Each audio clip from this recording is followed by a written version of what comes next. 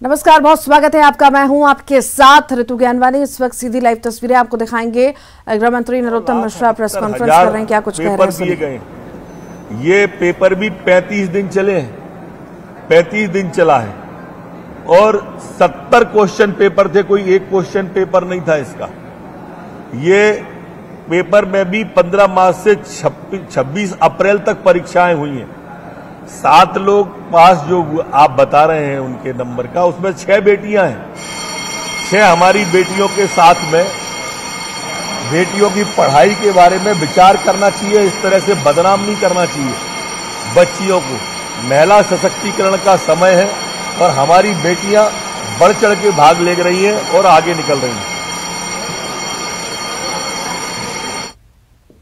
भोपाल से बड़ी खबर की बात करेंगे। शिवराज कैबिनेट की बैठक खत्म हो चुकी है, कई अहम प्रस्तावों पर मुहर लगी है। तो बता दें आपको, कैबिनेट की बैठक चल रही थी और बैठक जो है अब खत्म हो चुकी है और कई सारे अहम प्रस्तावों पर मुहर भी लग चुकी है। शिवराज कैबिनेट की बैठक खत्म हो गई है, कई अहम प्रस्तावों पर मुहर इस बैठक में लगाई गई है।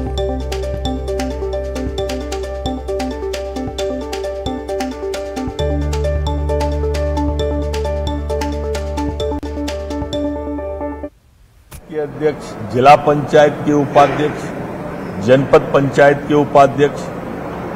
अब जिला पंचायत के अध्यक्ष का मानदेय 1 लाख रुपया मासिक होगा, वाहन भत्ता और मानदेय मिला के। वाहन भत्ता और वो उपाध्यक्ष का 42,000 होगा जिला पंचायत के। जनपद पंचायत के अध्यक्ष का 19,500 रुपया मासिक वेतन होगा। ऊपर भी जिला पंचायत का मासिक होगा और उपाध्यक्ष का 13,500 जनपद के उपाध्यक्ष का मासिक होगा, जबकि पंच और उपसरपंच का वार्षिक मानदेय 1,800 रुपए किया जा रहा है। भोपाल से बड़ी खबर की बात करेंगे। विधानसभा के मानसून सत्र का दूसरा दिन है। सप्लीमेंट्री बजट आज पेश होगा। चालू वित्तीय वर्ष का पहला सप्लीमेंट्री बजट है ये। हुक्का बार बंद किए जाने के विधेयक पर चर्चा प्रस्तावित है।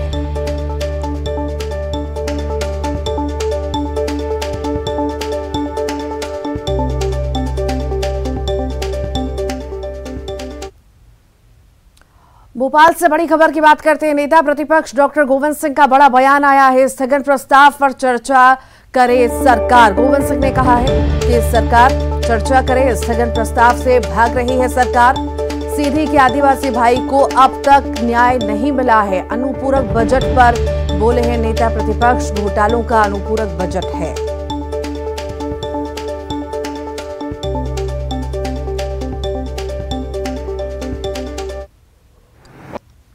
पूरा खूनों में सरकार का इंतजाम नहीं है। खूनों को जो भोजन व्यवस्था पौष्टिक मिलना चाहिए वो अधिकारी कर्मचारी मंत्री लूट कर खा रहे हैं और उनके इसलिए जब उनको पर्याप्त भोजन नहीं मिल रहा, दवाई मिल नहीं रही, देख रेख हो नहीं रही। चीते सही लाए थे, बीमार लाए थे। चीता जब यहाँ है, बीमारी यहाँ आई।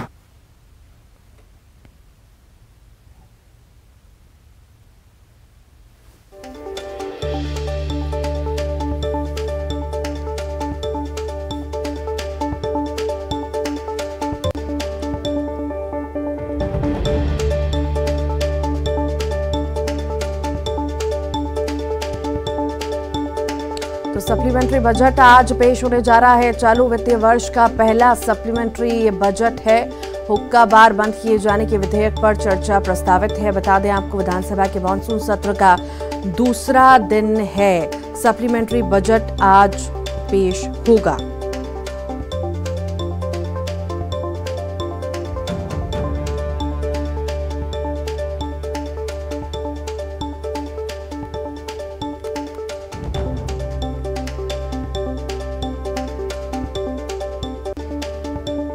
विधानसभा के मानसून सत्र का दूसरा दिन है आज। सप्लीमेंट्री बजट आज पेश होने जा रहा है। चालू वित्तीय वर्ष का पहला सप्लीमेंट्री बजट है। हुक्का बार बंद किए जाने के विधेयक पर चर्चा प्रस्तावित है।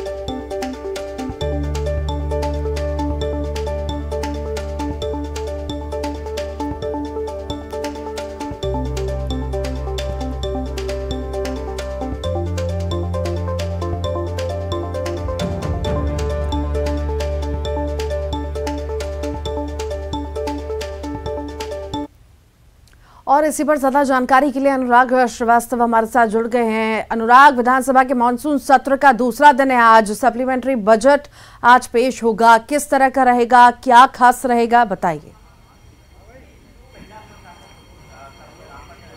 देखिए, बिल्कुल विधानसभा का सत्र का आज दूसरा दिन है, लेकिन आज भी पूरा हंगामेदार होने के आसार नजर आ रहे हैं, क्योंकि स्थगन प्रस्ताव पर चर्चा कराने की मांग विपक्ष के द्वारा लगातार की जा रही है। विपक्ष का कहना है कि सीधी कांड मामले को लेकर, आदिवासी मामले को लेकर जो है विधानसभा के अंदर चर्चा कराई जानी चाहिए। लेकिन इसके अलावा जिस तरीके से ग्वालियर में व्यापम जो पीईबी है उसकी परीक्षा में, पटवारी भर्ती परीक्षा में जिस तरीके से एक परीक्षा केंद्र में 7 लोगों के टॉप करने का मामला भी आज विधानसभा में सुनाई दे सकता है। विपक्ष का कहना है कि आज इस मुद्दे को लेकर भी विधानसभा में सरकार का ध्यान आकर्षित किया जाएगा कि पटवारी भर्ती परीक्षा में कहीं ना कहीं गड़बड़ी हुई है, और इसी आशंका को चलते आज विपक्ष इस मामले को उठा सकता है। हालांकि प्रदेश के गृह मंत्री नरोत्तम मिश्रा का अभी बयान आया है और उन्होंने साफ कर दिया है कि प्रदेश में पटवारी भर्ती परीक्षा में कोई गड़बड़ी नहीं हुई है। अप्रैल में परीक्षा हुई थी और जो 73 प्रदेश भर में परीक्षा केंद्र बनाए गए थे उसके लिए क्वेश्चन पेपर अलग अलग रखे गए थे, किसी भी तरह से गड़बड़ी नहीं है। अब जबकि विधानसभा का सत्र चल रहा है तो विपक्ष को इस बात की याद आ रही है कि पटवारी भर्ती परीक्षा में कहीं गड़बड़ी हुई है। हालांकि राज्य सरकार ने साफ कर दिया है कि किसी भी भर्ती परीक्षा में कहीं कोई गड़बड़ी नहीं है, पूरे पारदर्शी तरीके से परीक्षा का आयोजन किया गया है। तो आज विधानसभा का सत्र का दूसरा दिन है और अब से कुछ ही देर के बाद सदन की कार्रवाई संचालित होगी, जिसमें अनुपूरक बजट जो है राज्य सरकार के द्वारा पेश किया जाएगा। यानी कि जो राज्य सरकार के कामकाज के लिए जरूरी राशि है उसको जुटाने के लिए सप्लीमेंट्री बजट होगा, और उसके अलावा भी कई मुद्दों को लेकर आज सदन में चर्चा होने की संभावना है। ठीक, बहुत बहुत शुक्रिया अनुराग। हरदा से बड़ी खबर है, लोहे के सरिये से भरा ट्रक पलट गया। पेट्रोल पंप के सीसीटीवी कैमरा में कैद हुई है पूरी घटना। टिमरनी के चितगांव रोड का ये मामला इस वक्त आपको बता रहे हैं। ये तस्वीरें आप देख रहे हैं, ट्रक पलटने की तस्वीरें हैं। लोहे के सरिये से भरा ट्रक पलट गया। पेट्रोल पंप के सीसीटीवी कैमरा में ये ट्रक पलटते हुए कैद हुआ है। हरदा की तस्वीरें हैं जहां पर लोहे के सरिये से ये भरा हुआ था ट्रक जो पलट गया। तस्वीरें साफ तौर से आप देख सकते हैं। ये तस्वीरें जो हैं पेट्रोल पंप के सीसीटीवी कैमरा में कैद हुई है।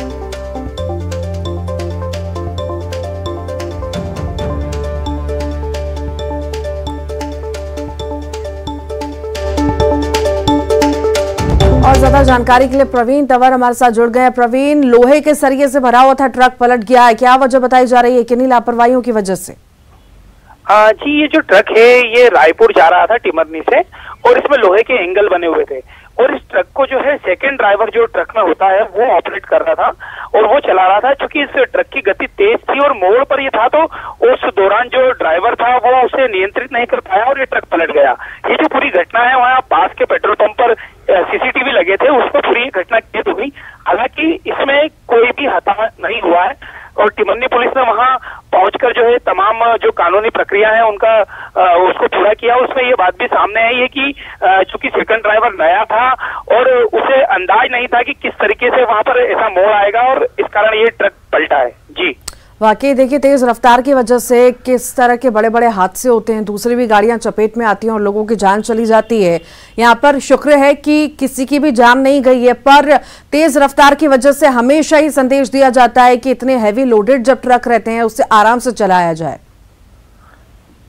जी बिल्कुल, आपने सही कहा कि जो तेज रफ्तार होती है उसके कारण काफी हादसे होते हैं, लेकिन उसके बावजूद जो है लोग सबक नहीं ले रहे हैं। उसके पीछे एक बड़ा कारण है कि उन पे किसी तरीके की सख्ती नहीं की जाती है। क्योंकि जब भी कोई इस तरीके की घटना होती है तो उसमें मात्र चालानी कार्रवाई करके इनको छोड़ दिया जाता है, कोई कड़ी सजा नहीं दी जाती, जिसके कारण लगातार इस तरीके के वाकये सामने आते हैं। हरदा के टिमरनी में जो ये हादसा हुआ है वो भी एक उसका ही उदाहरण है, जिसमें तेज रफ्तार थी और ट्रक पलट गया। शुक्र था, ईश्वर की कृपा थी कि वहां पर कोई अन्य वाहन चालक नहीं खड़ा था या कोई और वाहन वहां से सामने नहीं आ रहा था, वरना एक बड़ा हादसा हो सकता था। वाकई, क्योंकि वहां से वाहन गुजरते हुए नजर आ रहे हैं, जैसे ही ट्रक पलटता है उसके बाद कोई बड़ा हादसा होने से टला है। यहाँ पर आखिर आप बता रहे हैं हताहत होने की तो खबर नहीं है, वहां पर जो ड्राइवर है आखिर क्या कहना है पुलिस का कि किस तरह की कार्रवाई होगी और पूछताछ में क्या कुछ उसने कहा है?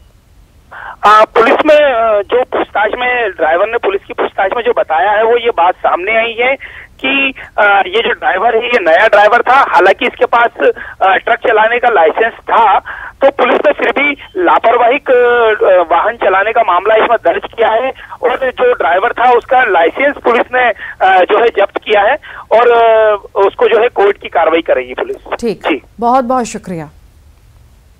जशपुर से बड़ी खबर है, कैदी ने जेल में पिटाई का आरोप लगाया है। जेल कर्मियों पर पिटाई का आरोप लगाया, पिटाई से चलने फिरने में असमर्थ हुआ है कैदी। कैदी को का जो है इलाज वहां पर किया जा रहा है, इलाज के लिए रेफर किया गया है। जशपुर जिला जेल का ये पूरा मामला आपको बता रहे हैं।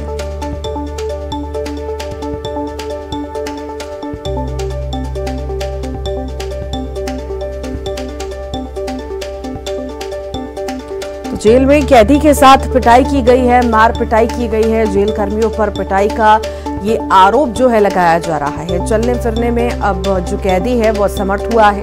कैदी को किया जा रहा है इलाज के लिए रेफर। जशपुर जिला जेल का ये पूरा मामला इस वक्त आपको बता रहे हैं।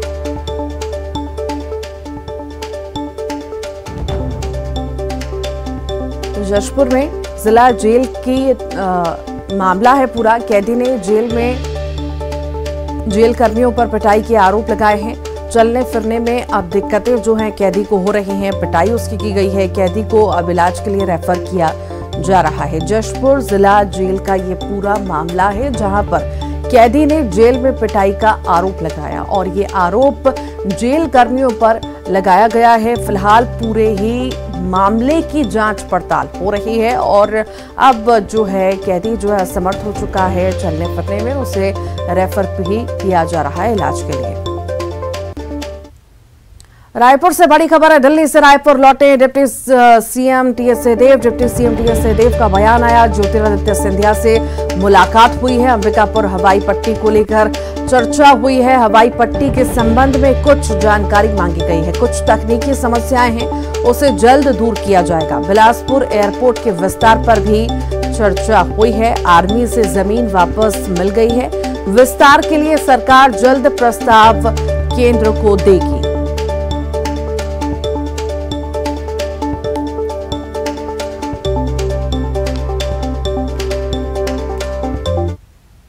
से मुलाकात हुई थी अंबिकापुर के हवाई पट्टी के संबंध में कुछ विलंब हो रहा था। उन्होंने भी बताया कि 67 बिंदु हैं जिस पे और जानकारी मांगी गई है। हवाई जहाज जहां उतरता है वो पहले 300-400 मीटर की दूरी पे फ्रिक्शन कोशेंट कम आ रहा था और थोड़ा सा उसको कम करने की जरूरत थी। वो सारे फॉर्मेलिटीज पूरे होने के बाद उन्होंने कहा कि विमान उतरना चालू हो जाएगा। साथ ही बिलासपुर हवाई पट्टी के एक्सटेंशन के लिए भी बात हुई कि जमीन का मामला हल हो गया है। आर्मी से वो जमीन वापस हो गई है। उन्होंने कहा कि आप प्रस्ताव जैसी सरकार भेजेगी हम लोग उसमें पूरा सहयोग करें। शिवपुरी से बड़ी खबर है जहां पर ड्राइवर ने जोखिम में डाली है कई सारी जिंदगियां। उफरते नाले से सवारियों से भरी बस निकाली है। सोशल मीडिया पर यह वीडियो अब वायरल होने लगा है। ये तस्वीर आप देख रहे हैं, उफरते नाले से जो है बस निकाली गई है। कई सारे यात्रियों की जिंदगी को जोखिम में डाला गया।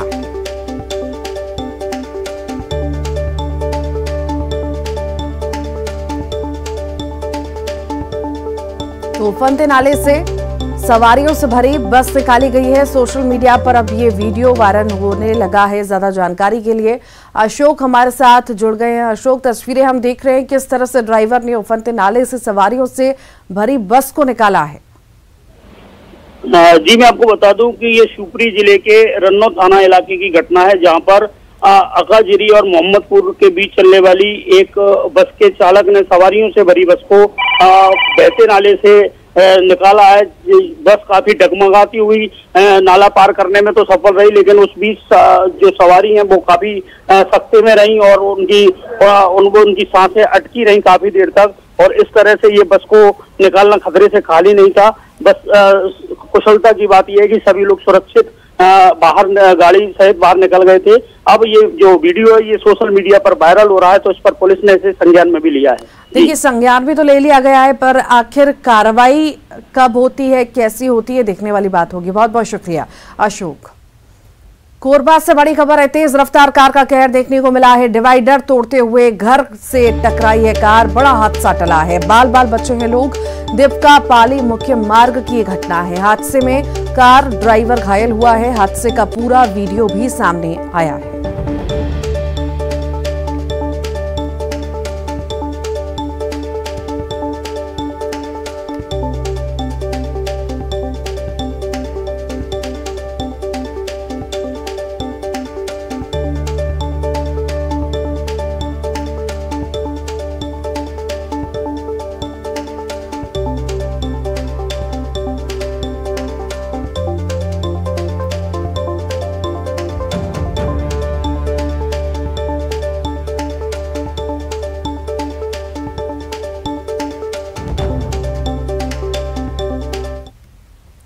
गरियाबंद के चुरा में मुस्लिम युवक द्वारा हिंदू लड़की के अपहरण और धर्मांतरण का मामला गरमाया हुआ है।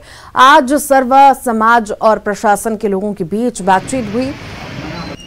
बिंद्रानवागढ़ के विधायक डमरूधर पुजारी ने प्रशासन ने लड़का लड़की दोनों को जल्द बरामद करने की प्रशासन से अपील की है।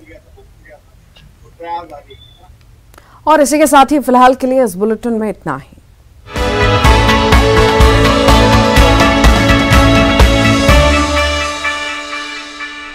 हेडलाइंस